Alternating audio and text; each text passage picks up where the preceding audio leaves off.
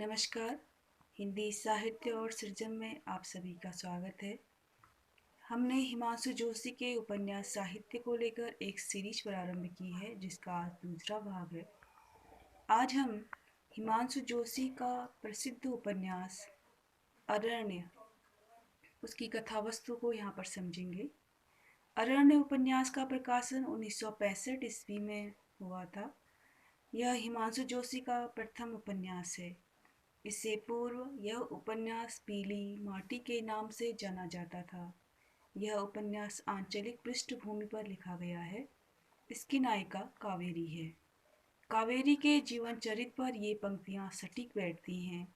मेरा जीवन जलती धुनी, बुझे बुझे मेरे सपने सारे। उपन्यास का आरंभ कनाली गांव के मिथ्याविचारी ब्राह्मणों की दशाओं के चित्रण से होता है। जंगल से सटे इस गांव में एक परिवार रहता था, माधव मामा का परिवार। माधव मामा सत्यनिष्ठ, ईमानदार, दयालु व गांव के प्रधान या मुखिया भी थे। माधव मामा के 3 पुत्र हैं। सबसे बड़ा बिस्सू जो विवाह के 2 साल बाद काल का ग्रास बन गया, मझला हरसू जो बुरी आदतों का शिकार हो गया और सबसे छोटा बंसी जो अभी छोटा था। उनके परिवार में उनकी अनाथ भांजी कावेरी भी रहती थी। बिस्सू की विधवा पत्नी कावेरी की सहेली है। गांव के हृदयराम के बिगड़ेल पुत्र मानिक और कावेरी एक दूसरे से प्रेम करते हैं। कावेरी कुमार मानिक को सुमार्ग पर चलने की सीख देती है। कावेरी के पिता की मृत्यु हो जाती है। मानिक भी एक दिन अपनी बूढ़ी माँ और छोटी बहन को छोड़ घर से भाग जाता है। उसकी माँ एक रात्रि शिकारी कुंवरदेव की गोली का निशाना बनकर मर जाती है।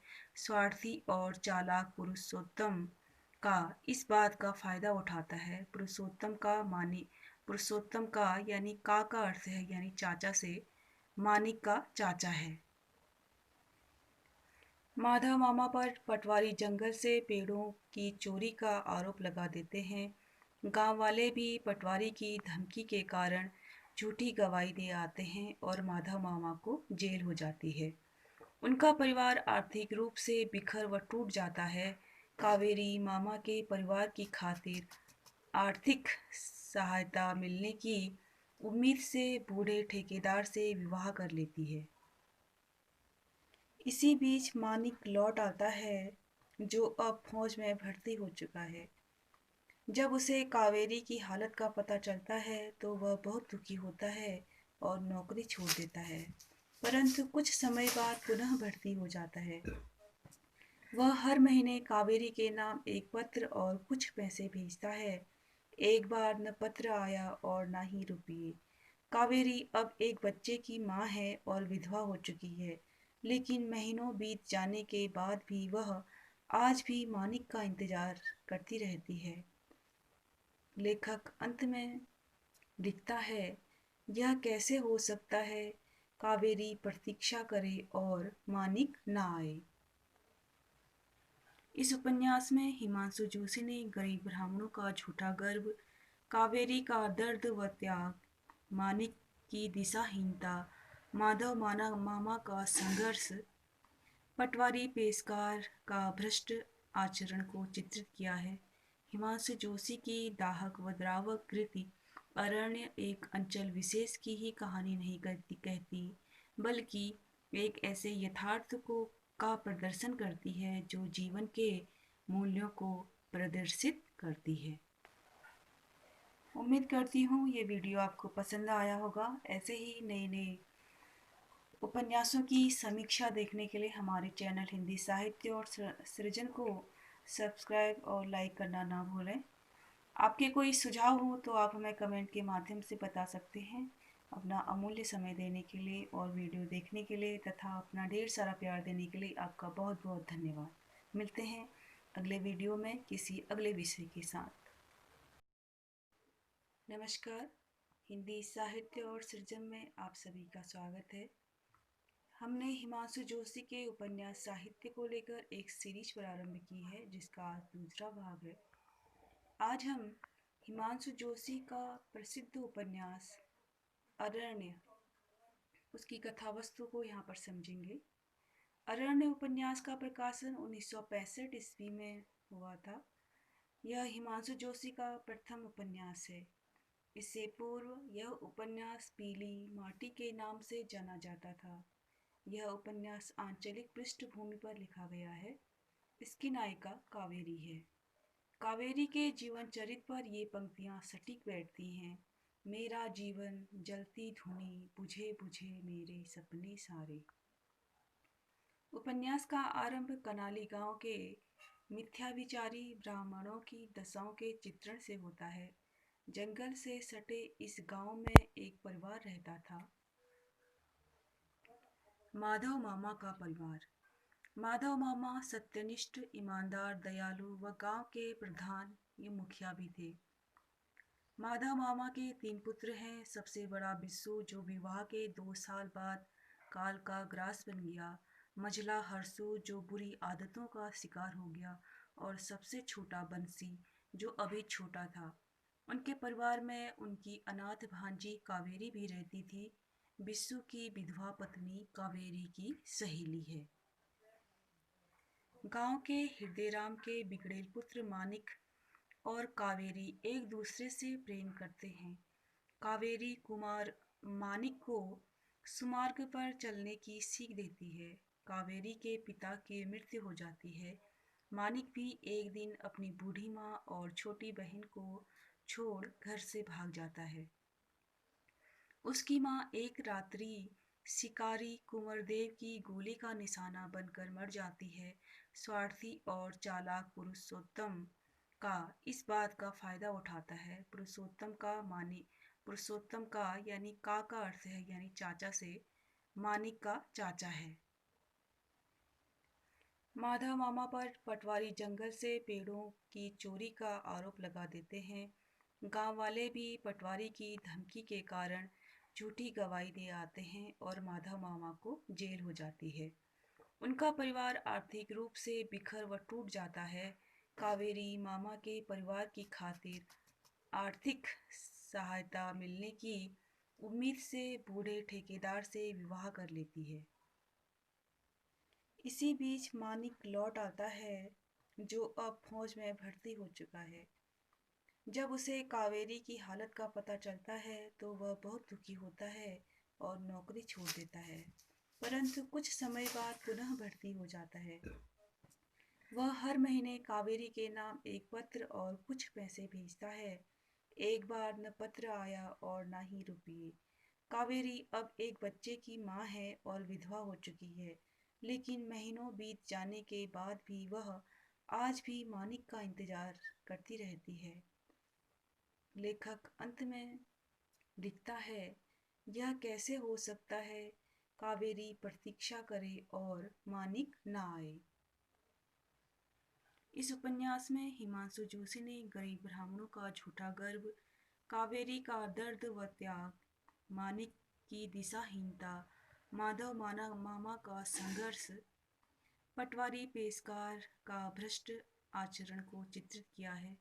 हिमांशु जोशी की दाहक व द्रावक कृति अरण्य एक अंचल विशेष की ही कहानी नहीं कहती, बल्कि एक ऐसे यथार्थ को का प्रदर्शन करती है जो जीवन के मूल्यों को प्रदर्शित करती है। उम्मीद करती हूँ ये वीडियो आपको पसंद आया होगा। ऐसे ही नए नए उपन्यासों की समीक्षा देखने के लिए हमारे चैनल हिंदी साहित्य और सृजन को सब्सक्राइब और लाइक करना ना भूलें। आपके कोई सुझाव हो तो आप हमें कमेंट के माध्यम से बता सकते हैं। अपना अमूल्य समय देने के लिए और वीडियो देखने के लिए तथा अपना ढेर सारा प्यार देने के लिए आपका बहुत बहुत धन्यवाद। मिलते हैं अगले वीडियो में किसी अगले विषय के साथ। नमस्कार, हिंदी साहित्य और सृजन में आप सभी का स्वागत है। हमने हिमांशु जोशी के उपन्यास साहित्य को लेकर एक सीरीज प्रारंभ की है, जिसका आज दूसरा भाग है। आज हम हिमांशु जोशी का प्रसिद्ध उपन्यास अरण्य, उसकी कथावस्तु को यहाँ पर समझेंगे। अरण्य उपन्यास का प्रकाशन 1965 ईस्वी में हुआ था। यह हिमांशु जोशी का प्रथम उपन्यास है। इससे पूर्व यह उपन्यास पीली माटी के नाम से जाना जाता था। यह उपन्यास आंचलिक पृष्ठभूमि पर लिखा गया है। इसकी नायिका कावेरी है। कावेरी के जीवन चरित्र पर ये पंक्तियाँ सटीक बैठती हैं। मेरा जीवन जलती धुनी, बुझे बुझे मेरे सपने सारे। उपन्यास का आरंभ कनाली गांव के मिथ्याभिचारी ब्राह्मणों की दशाओं के चित्रण से होता है। जंगल से सटे इस गांव में एक परिवार रहता था, माधव मामा का परिवार। माधव मामा सत्यनिष्ठ, ईमानदार, दयालु व गांव के प्रधान ये मुखिया भी थे। माधव मामा के 3 पुत्र हैं। सबसे बड़ा बिस्सू, जो विवाह के 2 साल बाद काल का ग्रास बन गया। मझला हरसू, जो बुरी आदतों का शिकार हो गया। और सबसे छोटा बंसी, जो अभी छोटा था। उनके परिवार में उनकी अनाथ भांजी कावेरी भी रहती थी। बिस्सू की विधवा पत्नी कावेरी की सहेली है। गांव के हृदयराम के बिगड़ेल पुत्र मानिक और कावेरी एक दूसरे से प्रेम करते हैं। कावेरी कुमार मानिक को सुमार्ग पर चलने की सीख देती है। कावेरी के पिता की मृत्यु हो जाती है। मानिक भी एक दिन अपनी बूढ़ी माँ और छोटी बहन को छोड़ घर से भाग जाता है। उसकी माँ एक रात्रि शिकारी कुंवरदेव की गोली का निशाना बनकर मर जाती है। स्वार्थी और चालाक पुरुषोत्तम का इस बात का फायदा उठाता है। पुरुषोत्तम का यानी का अर्थ है यानी चाचा से, मानिक का चाचा है। माधव मामा पर पटवारी जंगल से पेड़ों की चोरी का आरोप लगा देते हैं। गांव वाले भी पटवारी की धमकी के कारण झूठी गवाही दे आते हैं और माधव मामा को जेल हो जाती है। उनका परिवार आर्थिक रूप से बिखर व टूट जाता है। कावेरी मामा के परिवार की खातिर आर्थिक सहायता मिलने की उम्मीद से बूढ़े ठेकेदार से विवाह कर लेती है। इसी बीच मानिक लौट आता है, जो अब फौज में भर्ती हो चुका है। जब उसे कावेरी की हालत का पता चलता है तो वह बहुत दुखी होता है और नौकरी छोड़ देता है। परंतु कुछ समय बाद पुनः भर्ती हो जाता है। वह हर महीने कावेरी के नाम एक पत्र और कुछ पैसे भेजता है। एक बार न पत्र आया और न ही रुपये। कावेरी अब एक बच्चे की माँ है और विधवा हो चुकी है। लेकिन महीनों बीत जाने के बाद भी वह आज भी मानिक का इंतजार करती रहती है। लेखक अंत में लिखता है, यह कैसे हो सकता है, कावेरी प्रतीक्षा करे और मानिक ना आए। इस उपन्यास में हिमांशु जोशी ने गरीब ब्राह्मणों का झूठा गर्व, कावेरी का दर्द व त्याग, मानिक की दिशाहीनता, माधव मामा का संघर्ष, पटवारी पेशकार का भ्रष्ट आचरण को चित्रित किया है।